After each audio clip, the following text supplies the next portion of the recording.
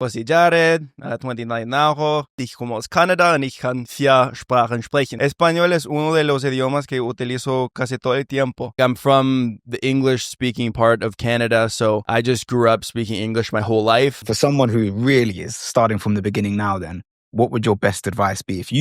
If Jared was going to start learning a new language tomorrow, what would your actual approach be?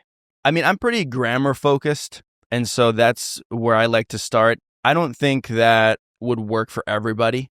And so, it's all I know. And so it's the only advice I can give. But I know a lot of people don't like grammar. And so they can find that kind of, demotivating a little bit, where it gets confusing and you kind of get into the deep end and then it makes you not want to continue with the language. So if you're a person like that, this isn't really going to help you that much. But for me, I like focusing on the language. I kind of see that as like the net, if you will. And then on top of that, you put the words and the net is able to support them. And so I will learn vocabulary and sentence structure essentially at the same time. And so I guess if I was going to go through it like chronologically, I would just start with like some basic sentences. So, hi, how are you? Thank you. I'm good. Where are you from? I'm from this place. That kind of stuff. And then after you have that, you have kind of, you've got into the language a little bit. Then I would start breaking it down into probably pronouns. And then with those pronouns would also come some basic verb conjugations. So I, you, we, they, he, she. And then I just don't find it super helpful to learn words in isolation. And so I would attach those to a sentence. And then the way that I would memorize that would be through a flashcard. Ideally, a digital flashcard that has audio. So that is one of the mistakes that previous Jared made, is I did these flashcards in Tagalog. I didn't have any audio for it. And to be fair, during that time, maybe even now, there was no audio. Like, for example, Quizlet will have automatic, kind of like a robotic AI voice for the languages. And it's not great, but it's good enough. So like if you learn Spanish, you can put in like the car, and then you flip it over and it's like el carro. And then you can, learn from that. Tagalog, they didn't have that. And so maybe they do now, but they definitely didn't 10 years ago. So I would learn a word, I would see it written, I'd flip it over, I would say it out loud to myself, but I never heard it. So I had no idea how you were actually supposed to say it. So then I thought that I learned all these words, and then I would speak with Filipino people, and I could say much more than I could understand, which is usually the opposite of a language learner, right? Like you usually can understand a lot more. And so I could like say whole sentences, and then when they would respond to me, I'd have no idea what they were saying because I never heard the language. So flashcard with audio is the best way you can do it. So then I would say like, okay, let's say I'm learning the word I. So in Spanish, that would be yo. And then, okay, what am I doing? I walk, yo camino. So I walk, and then you flip it over, yo camino. Do that with all of the pronouns. So then you have that kind of understanding of making action words. And then once you have that, then you can actually get deeper into the verb conjugation, right? Because Spanish is an exception where you don't really need the pronouns, but in most languages you do in order to construct sentences. And so then you can get into all the different tenses. So then this is where it gets grammar heavy. I'll break down like present tense, and then every single speaker, every subject, I'll have the conjugation for the present tense. Do it with a regular verb, so you're not like, making it too hard for yourself. So let's say caminar, so to walk. So then I would say yo camino, tú caminas, and I'd have all of those forms, and I would put them into sentences. So then I would say something like, I walked to the store, yo camino hasta la tiendita, or something like that. And then I would put it in the flashcard so that I could memorize the sentence and have an association for it. Depending on how complicated the verbs are in your language, you can spend a lot of time just doing that. Present tense, past tense, future tense, conditional tense, present progressive tense, subjunctive tense. There's a million different things you can do. So then by the time you finish all that, you might have, 500 flashcards. But you're going through it, and every single tense for every single subject has a sentence that you can remember that will trigger you to say, oh, I know what the ending is for this verb, and I know what the pronoun is, right? And so then after that, you can do that with anything else too, right? With adjectives, you can just add some adjectives, but don't just learn like, rojo, oh, red, and then you just move on. You'll never remember that. You remember it in context with something else, attach it to something, right? Yo tengo un carro rojo. okay, now if I want to remember that, I can think back to that sentence. And so I would just do that with basically any grammatical element. The verbs are a good example because they're pretty heavy, but for German, I did that with the cases, right? Der, die, das. They have these grammatical cases and they all have different endings. So then you'd have adjective endings that would change. So I would have sentences that would represent the nominative, the accusative, the dative, the genitive. And then when I wanted to remember how they were used, I think back to the flashcard. So that's kind of like the basic model, I guess. Yeah, I like that. So we've commented on the heavy workload side of it, but then you've got the accent down in those languages really well. And you've also, I guess, got the native like flair and expression. So how would you advise someone to acquire those as well? Yeah, that's a good point. There is a distinction between kind of the boot camp grammar learning that I do and then the actual interaction with, people on the street. The grammar memorization, the flashcards, that isn't forever. That is the initial stage, maybe up until you have, I think for Spanish, maybe I did 900 cards. I think Tagalog was maybe like 1,200 or something like that. So then once you have those words, and I mean, I'm talking about 1,200 flashcards. Now, each one of those flashcards also has like 3 or 4 words if it's a full sentence, right? So it is a little bit more than that as well, but you have that base that you can pull from. You have some things that you can say. You have a mental representation of how the grammar works. Then you can take that out and actually communicate with people. And really, you should be doing that throughout all of that anyway, like as much as you can. I mean, I guess it depends. There's different thoughts on how early you should start speaking, but I guess as early as you want to, you can start putting that into practice. So for Tagalog, it was easy because I was surrounded by Filipino people. So I would just talk to them. And then I think the accent comes with that as well. Like, I mean, I kind of screwed myself up, like I mentioned, not having audio with the flashcards. So there's a lot of words in Tagalog that are 2 syllables. And so, for example, isda is fish, isda. And I can remember very clearly, I was with some Filipino friends and I put the stress on the first one. So I said, isda. And they said, isda? And then at the same time, you could see that they kind of clicked and they go, isda. And I went, oh, this is like getting in the way of people understanding what I'm saying. And so I messed myself up by not hearing the language. And so I made all of these mistakes with the pronunciations. What I'm saying is the flashcards didn't help me with my accent. I needed to actually communicate with people for that to come. And so I don't know any other way other than just talking to people. So you just communicate with them and imitate them, I guess, as best you can. I think that everybody has the ability to learn another language, like without a doubt. I think anybody can learn any language. You do see a bit of a discrepancy with accent and pronunciation. Some people are much better at that than other people. And I think that part of that has to do with the amount of exposure you get. That's a huge one. And then part of it, I think, is just like how you're wired as a person, And so I don't think that I'm like overly good at the accent, but I really want to fit in. And so it's always helped me. I'm always imitating people and I just want to sound like them. And so it's important to me. And so I just copy them. And then you also learn the local kind of jargon at the same time, right? I mean, I wanted to learn like Colombian stuff when I went to Colombia. So what are some like Colombian expressions? They say parce is like bro, right? Parce is from Colombia. Hágale, very Colombian. So I would just kind of hear those things and then try to imitate them because I wanted people to think that I had some connection there. Like they're not going to think that I'm from there, but I wanted to get as close as I could, I guess. A couple of things to mention based on what you said. The first one, I really like what you said. You made a joke about not a joke, but you remembered fondly what is it? Ista? Yeah, ista. Ista. Not ista, Yeah. ista. Yeah, ista.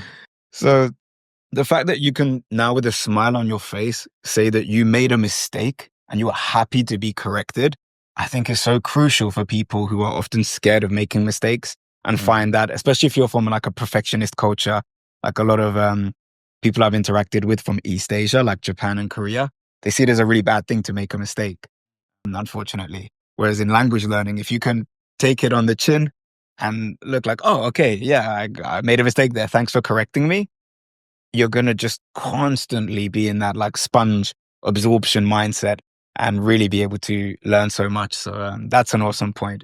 And what you mentioned about the accent thing, it's a really tough one because I do believe that everyone can improve their accent, but I've noticed that often a lot of musicians people who are very sensitive to the tone of things, or even just people who like singing, it's easier for them in the short term to kind of change the tones and intonation. But it is possible. Even if you don't have that background, it just takes a lot of extra effort. People often confuse accent and pronunciation as the same thing. Like you might be able to pronounce the word correctly, but you've still got that British accent in there. Me llamo Hakim, right? They could understand it, but me llamo Hakim. You got to go over it over and over again. Kamusta ka, you're going to understand, but you're going to know that it doesn't sound right. But once you realize, okay, accent's another area that if I just keep practicing over and over again, like you said, repetition, you still can make gains, I would say, even though it is hard for sure. some people. Yeah. I think the people that don't have a super good accent oftentimes also don't know that they don't have a good accent. And so there's a certain amount of noticing that comes in there. Like if you're the kind of person that can hear like, oh, me llamo sounds a little bit weird, then you're already kind of in that group of people that's probably going to correct it. If you just say that and you don't know that that's incorrect, you're missing some, I don't know if it's self-reflection or if it's actually like just the phonetics, but you're not hearing it. And so you're probably not going to change it. And by the sounds of it, you're like, is it Pinoy? Is that the word they use for people from the Philippines? Yeah, Pinoy. Mm-hmm. Pinoy. So your Pinoy friends, by the sounds of it, were very comfortable to just correct you, and you were also comfortable to receive that, by the sounds of it. They weren't always comfortable to correct me. Sometimes, yes, like with the ista, but there are words that I had said incorrectly for 8 years, and then someone said, hey, by the way, that isn't right. And I'm like, oh, nobody told me. I think that sometimes Filipinos don't want to hurt your feelings, and so they'll kind of dance around that and not tell you if you've said something weird. I guess if they can understand you, then it's good enough. But for someone that wants to improve, sometimes I was disappointed years later, realizing that I'd said something incorrectly for so long, right? I mean, we do it to each other all the time because I've studied French and Spanish for a long time, so I like to practice with Clem. He's obviously, like, his English is incredible now, but every now and again we make those mistakes. I make more mistakes in French and Spanish than he makes in English, but still, there's a fine line between, obviously I wouldn't correct him in front of new people, but if it's just us on our own, I'll say, oh, by the way, it's this and not that. But it's, you don't want to like interrupt someone. So sometimes I even just make a note and then text it to him. So then he looks at his phone like, okay, that's this or that. But yeah, I Depends definitely. who you're talking to a little bit, right? Like there are environments that feel safer than other ones. Like speaking another language is a very vulnerable thing. And so sometimes if I don't know the person very well and they're like, oh, by the way, you're not supposed to say it that way, I can get a little defensive where I'm like, I don't know, I can be kind of argumentative where I'm like, no, I think it is that way, which is dumb because they obviously know. But but if it's someone like, for example, when I'm talking to my girlfriend in Spanish, so she'll correct me on things. And I love that. It's like, yes, tell me what I need to know so I can make this better. And so depends on how comfortable you feel with the person too. And what do you think that learning those languages has added to your life? Or why would you recommend someone else to learn a new language? You learn languages because you're motivated to do it, right? You have to have a really strong motivation. And so whatever your reason is for learning the language is what you're going to get out of it. So for me, it's always just been the people. The language is just a way to communicate with people. I just love people. There's so many times, like for example, with Tagalog, where I would be in Canada at a Filipino Christmas party, and I'm the only Canadian guy there. Because they have invited me because I can speak the language, and they don't have to switch to English to communicate, right? And so then we can all have fun together. ¿Y tienes más ejemplos de palabras similares entre Tagalog y español? Hay un montón. Coche, por ejemplo, significa carro en español. Y de hecho, eso es diferente en Colombia, porque coche también se utiliza para, ¿cómo se llama la cosa para llevar bebés? No, que tiene ruedas, tiene algo y está empujándolo con la bebé. In British English, we call it a pushchair, but I think you guys call it a stroller, right? Stroller. Yeah. So coche in Colombia can mean stroller, but that it also can mean car. But that is the same in Tagalog, coche. They also have, in Tagalog, what you'll have is, do you want me to answer this in Spanish or English? It doesn't matter. Como quieres. En español, ¿por qué no? ¿Quieres mostrar tu español? Básicamente en Tagalog normalmente tienen dos versiones de cada palabra. la versión de España originalmente y la versión más de Tagalog, ¿no? La versión más como original del lugar de las Filipinas. Pues, por ejemplo, coche es la palabra de español, pero también se dice sasakyan. Eso no, claramente no es de español, es algo solo de las Filipinas. Hay muchas palabras así. Por ejemplo, tuk-tuk significa música, pero también dicen music, ¿no? Eso es de inglés de pronto, pero es igual en el sentido en que hay dos versiones. Tú puedes elegir la palabra que quieres utilizar. O plato es de español, plato, pero también dicen pingán, ¿no? Hay dos. So, plato se entiende en las Filipinas, pero pingán es la palabra más como, no sé, original. ¿Qué más hay? También hay esos como se dice, como amigos falsos, que son iguales en los dos idiomas, pero tienen un significado re diferente. Y un ejemplo de eso es siempre. Siempre en español significa todo el tiempo. Y siempre se pronuncia como siempre en Tagalog. Siempre significa por supuesto o claro. Y a veces cuando cambio de los dos idiomas me equivoco porque es como quiero decir todo el tiempo y en lugar de eso digo en Tagalog digo como siempre o viceversa. ¿Qué más? Siempre coche, platos, no sé, cuchara, tenedor. Esas palabras son iguales, se escriben diferentes, pero ventana. Normalmente en español, en una palabra española, se convierte en i en Tagalog. Por ejemplo, ventana, en Tagalog, ventana. O tenedor, tinidor. No, mesa, eso es algo muy interesante en Tagalog. Por ejemplo, español tiene los artículos con género, masculino, femenino. So, la mesa, la es el artículo. En Tagalog se juntan las dos palabras. Entonces dicen la mesa, pero solo una palabra, la mesa, conectado, la mesa. Incluso con la palabra, con el artículo en Tagalog. Por ejemplo, yung significa la. Y dicen yung la mesa. Es como the table. Porque en Tagalog es una sola palabra. Hay muchos ejemplos. I mean, this is interesting. Like in Creole, so I spent time in Reunion Island, which is also next to Mauritius.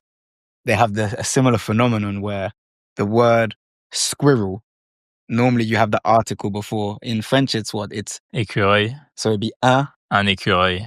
But in Creole, it's un écureuil. It's interesting with that mix. They got the article fixed into the noun itself. A word goes from one language to another. It goes through a different process. And so sometimes you have it in one form, but then it shows up in a different one. Like you see that with the verbs in Tagalog as well that have come from Spanish. Like in Spanish, manejar is to drive, right? And then manejo means I drive. But in Tagalog, they've taken that verb, but only in the first person form. So then their infinitive form becomes manejo for everybody. But then they conjugate it differently. So then they have their own conjugation pattern. So then you could say like, nagmamanejo siya means she's driving or he's driving, even though it's using manejo, from Spanish, I drive. I was watching one of your videos earlier and I heard you guys, it was the taxi driver said like entendí or entender or something, and it sounded like entender. Yeah. Entiende in Tagalog. So you could say like naiintindihan means I understand. So intindi comes from what's the base form in Spanish? Entender. Entender. So intindi. So you can say nakakaintindi. There's different ways of conjugating it depending on what you want to say in Tagalog. But you can say like nakakaintindi ako ng Tagalog means I'm able to understand it. Then you can also say, naiintindihan mo ba?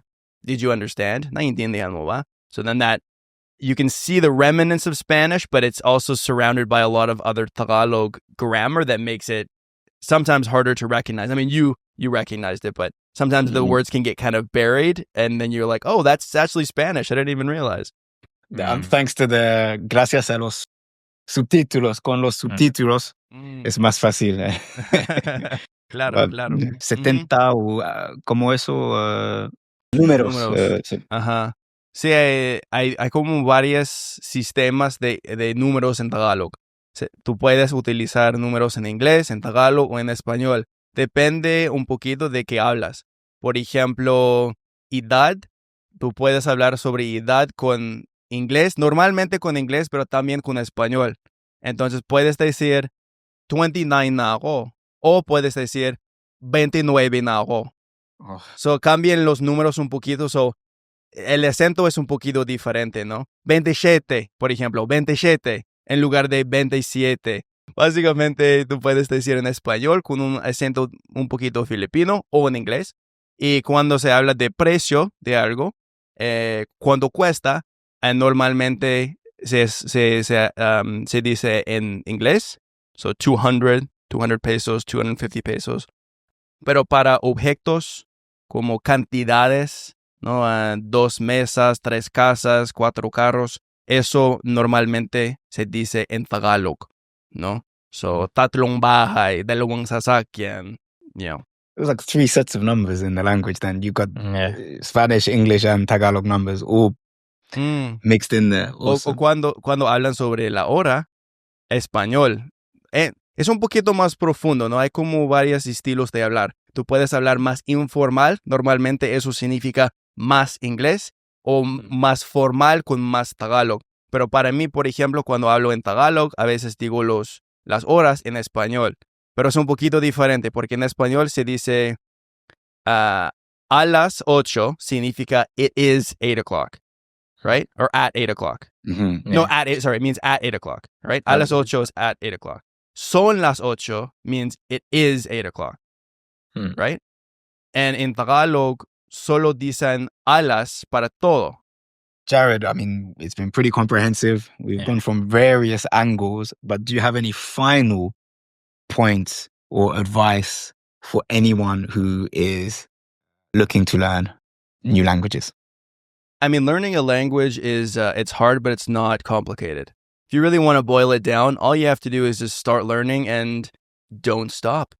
And that's really all there is to it. Like, I am not an example of someone who came into language learning with a lot of knowledge or prior experience. I just figured it out as I went along. So, if I can do it, you can do it. So just start. Awesome. Well, yeah, huge thanks for this breakdown today. Thank you very much. Yeah, how many languages can we say? Salamat, gracias, Gracias. dankeschön. Merci. So, yeah, if you have taken value from this episode, make sure you check out Jared's socials, which will be down below in the description. He's got a podcast. He's got various content across all the socials. So check down below and let us know in the comments which languages you're learning and how you learn them. And of course, if you took any benefit from this, please do subscribe and we'll see you on the next one very soon. Sweet. Thanks, guys. Awesome. Thank you.